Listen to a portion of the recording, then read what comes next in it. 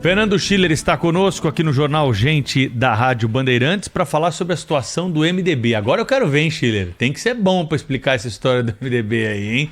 Não é fácil, não. Esse assunto para você que entende aí. Surpreendeu, Schiller, ou não, a postura do MDB para a eleição 2022? Bom dia. Tudo bem, Pedro, Thaís, Sônia, nossos ouvintes. Olha, o melhor para analisar a questão do MDB era um psicanalista, né? Não era um cientista político. Então, vou dar aqui uma de freudiano, aqui, porque, olha, desde o início a gente acompanhou esse processo e dizendo que o MDB ia cristianizar a Simone Tebet, né? Cristianizar, ou seja, lança um candidato, mas no fundo ele é meio pro forma, né? O fato é que exatamente o que está acontecendo, a convenção do MDB é quarta-feira. Qual foi a estratégia que os partidos fizeram, chamada Tríplice Aliança, né? Cidadania, PSDB e MDB? Marcaram a convenção para o mesmo dia, mesmo horário, online, tem lá um pouquinho na sede nacional, quem quiser votar, mas ela é basicamente online. Tá? Os partidos, aliás, estão optando, com exceção do presidente Bolsonaro, de fazer uma grande convenção, vai ter domingo lá no Maracanãzinho, um show, né? Uma festa show, etc.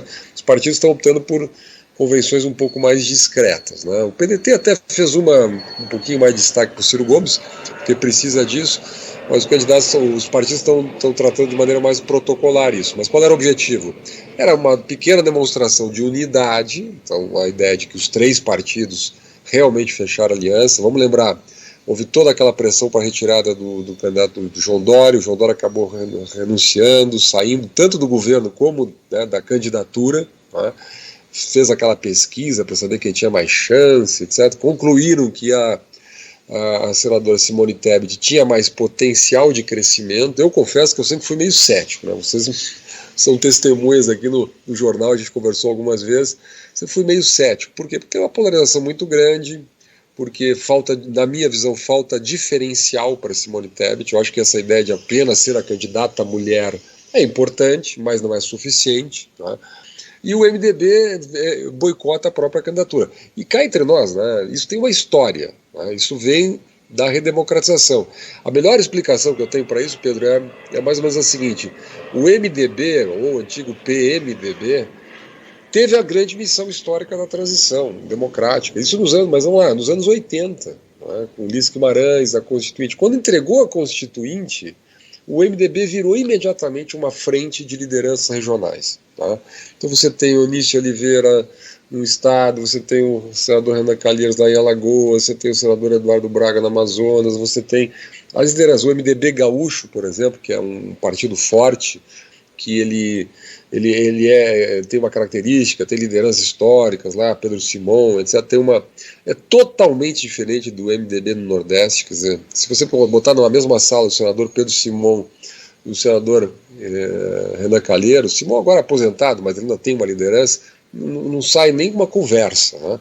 Então, o que está acontecendo agora? Houve uma reunião dias atrás de 11 regionais do MDB com o Lula, né, manifestando apoio, não é intenção de apoiar, é apoio já, significa já abrir uma dissidência dentro do MDB, nem fez a convenção, já tem a dissidência do MDB, e o último lance ontem, o senador Renan Calheiros, que não joga leve, o senador Renan Calheiros tem a mão bem pesada nesse tipo de negociação, e ele tem uma vinculação muito forte ao Lula. Na minha visão, a vinculação do Renan Calheiros ao Lula supera um pouquinho a estratégia, quer dizer, quase que uma lealdade, né? Ele ameaçou judicializar a convenção. Não sei como é que faria isso, né? Porque a convenção é soberana, o presidente do MDB, o Baleia Rossi, tem o comando do partido, ele tem maioria, não é? Então são 27 estados, quer dizer, tem 11 apoiando o Lula, obviamente o Baleia Rossi tem maioria, não é? E a estratégia é manter de qualquer maneira a candidatura da senadora Simone Tebet. Eu conversei lá com o ex-governador Eduardo Leite, lá no Rio Grande do Sul. Havia uma ideia de que haveria um apoio do MDB à candidatura do Eduardo Leite lá no Rio Grande do Sul, significa retirar a candidatura do MDB lá do Gabriel Souza, que é um deputado estadual jovem, que tem potencial de crescimento, mas está muito atrás nas pesquisas, em troca do apoio do PSDB nacional a Simone Tebet. Mas no fundo não vai acontecer isso, vai acontecer um apoio de qualquer maneira, até porque o PSDB não tem nesse momento nenhuma outra alternativa, né? De qualquer maneira, A pergunta que fica, afinal, é qual é o interesse real desses dissidentes, né, liderados pelo Renan Calheiros dentro do MDB? Na minha impressão bom, tira um problema do caminho, né, porque é o tal do palanque duplo. O palanque duplo, ele quando ele precisa existir, tudo bem, então carrega junto a Simone Tebet e acaba apoiando efetivamente o Lula no Nordeste, lá no Sul, por exemplo, no Paraná é o contrário, né? Mas tem um custo isso, além do custo óbvio de sustentar a candidatura presidencial. Você gasta aí 40, 50 milhões que poderiam ser drenados para as lideranças regionais. Né? De qualquer maneira, eu acho que nessa vez o senador Renan Calheiros não vai levar. Acho que a candidatura da Simone Tebet vai ser confirmada, até por uma questão de brios, né? Porque tanto esforço, tanto dinheiro foi colocado nisso, né? João Dória afastado, etc. Obviamente, em alguns dias, acho que não vai ter uma mudança de quadro aí. Schiller, olhando do ponto de vista da senadora Simone Tebet, olha, até que não é ruim, não é? Porque você conseguir chegar politicamente a uma candidatura à presidência, mesmo que seja uma candidatura pouco representativa, isso agrega ao seu, digamos, currículo político. A situação dela seria mais confortável caso ela estivesse no 4º ano do mandato e não no 8º, não é? O mandato dela de senadora termina agora, então se nada acontecer de muito diferente, ela vai ficar sem função a partir de 1º de janeiro. Mas é alguma coisa relevante, você não acha? É evidente, né? Os candidatos têm uma frase na política, Thaís, que diz assim: a eleição majoritária nunca se perde, né? Então, para quem nunca foi candidato, tem que passar por esse momento de criar um nome, né, nacional. Por exemplo, Lula foi candidato 3 vezes antes, na 4ª acabou se elegendo, né? Então, isso acontece, né? Tem alguns que são candidatos. O Ciro Gomes tenta fazer isso, não conseguiu, mas se consolidou como nome nacional, mas ele não consegue romper a polarização. Essa é uma eleição polarizada, não tem jeito. Obviamente o MDB sabe que Simone Tebet não é uma candidatura para ganhar, né? Mas se ela cresce, se ela se consolida, então ela está atraindo muito voto de pessoas assim, intelectuais, economistas. Houve um manifesto muito forte de lideranças dessa área acadêmica, etc., que não estão satisfeitos com polarização. Então, todo mundo que não está muito satisfeito com polarização tem ali a Simone Tebet como uma hipótese de voto, né? Então, é óbvio, quer dizer, o MDB não tem uma liderança nacional, nunca teve, quer dizer, então a ideia de alguma maneira ter isso, né, produzir essa liderança, eu acho que é um pouquinho... Lideranças femininas, né, Schiller? Isso está faltando muito no Brasil. Agora, tem um outro detalhe, né? Tem um certo medo da Tereza Cristina. Né? Tereza Cristina seria a candidata, né? Competiria com a Simone Tebet no seu estado, e aí tem um problema, né? Então também tem um pouquinho de útil ao agradável nessa escolha, né? Fernando Schiller está conosco aqui analisando a situação então aí do MDB, né? O partido tem uma candidata a presidente da República, só trazendo mais elementos aí da notícia, né, para o ouvinte que estava acompanhando o comentário do Schiller, e os diretórios estaduais aí estão, a maioria dos diretórios apoiando então o candidato Lula do PT, mesmo com tudo que o partido passou, né? Foi taxado aí pelos petistas de golpistas, né? Na fase lá em que o presidente Michel Temer assumiu, tudo isso fica para trás na época de eleição e na busca por apoio, né, Thaís? É verdade. Deixa eu aproveitar o Schiller conosco, Pedro, e perguntar para ele também da expectativa dele em relação ao lançamento oficial da candidatura do presidente Jair Bolsonaro, domingo agora, num grande evento no Maracanãzinho. Outros partidos, como o Schiller já contou, optaram por um modelo, digamos, mais econômico, mais discreto do lançamento das suas candidaturas, e Jair Bolsonaro optou por essa festa política no Rio de Janeiro no domingo, e claro, todas as atenções do mundo político, os holofotes, a atenção da mídia, voltadas para o discurso de Jair Bolsonaro nesse momento. Qual que é a expectativa de tom em relação a esse discurso, hein, Schiller? Olha, Thaís, primeiro que esse tipo de convenção, né, faz um pouco quem quer, mas também quem pode, né? Tem que ter povo para fazer isso. Maracanãzinho não é pequeno, tem que ter militância, tem que ter ativista, né? Tem um mistério nessa campanha muito interessante, né? Quer dizer, o presidente Bolsonaro, ele é praticamente o único candidato. O Lula consegue em alguns lugares, mas é bem mais complicado. Ter povo, ter gente, né? gente espontaneamente aderindo, etc., nas ruas. Né? Então ele faz essa campanha.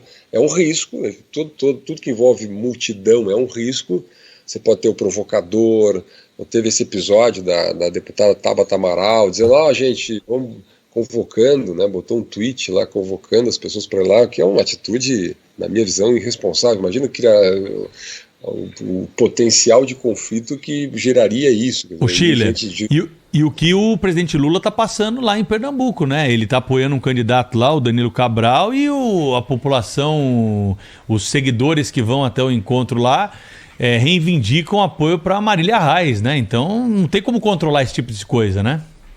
Não tem como controlar, exatamente. Aí tem os palanques duplos, triplos nos estados, que é interessante também a gente ver. Mas vamos lá, eu acho que aí é um show para a campanha, para a tomada de imagem, né, para o programa eleitoral.